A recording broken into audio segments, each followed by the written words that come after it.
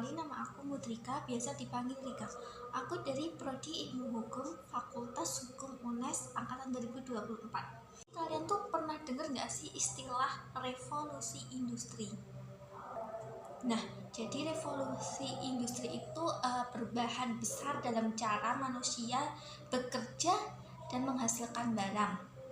Jadi kalau biasanya perubahan itu dari kecil-kecil dulu, bertahap lah, sedikit demi sedikit. Tapi kalau revolusi industri itu sifatnya tuh besar-besaran, drastis, dan bikin dunia itu berubah total. Jadi kenapa sih disebut revolusi industri 4.0? Nah, jadi karena ini adalah versi keempat, artinya kayak kita udah melewati 3 revolusi industri sebelumnya, dan sekarang kita ada di era keempat. Jadi pertama aku mau bahas tentang revolusi industri 1.0. Jadi sekitar abad 18 waktu itu orang baru mengenal yang namanya mesin uap. Bayangin, dari kerja manual tiba-tiba mesin bisa jalan sendiri pakai tenaga uap. Kayak contohnya kereta api, kapal uap, pabrik tekstil, semua muncul di era ini. Revolusi industri 1.0 ada revolusi industri 2.0, dimana ini terjadi sekitar abad ke-19. Di sini tuh listrik mulai dipakai. Nah, inilah awal produksi massal. Barang bisa dibuat dalam jumlah banyak dengan cepat. Contohnya mobil Ford yang diproduksi lewat lini perakitan. Revolusi industri 2.0 kita masuk nih ke revolusi industri 3.0, di mana terjadi di sekitar tahun 1960-an. Nah, ini tuh zamannya komputer dan otomatisasi. Mesin-mesin di pabrik udah bisa dikendalikan komputer, bahkan robot mulai dipakai. Jadi bukan hanya manusia yang kerja, tapi teknologi juga ambil alih banyak hal.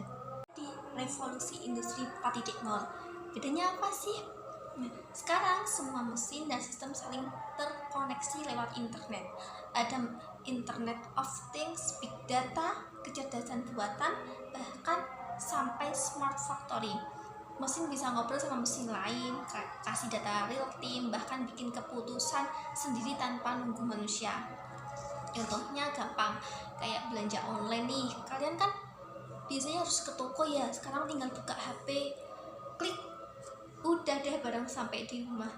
Di bidang kesehatan ada robot operasi, di transportasi mulai muncul mobil tanpa supir. Semua ini hasil dari revolusi industri 4.0.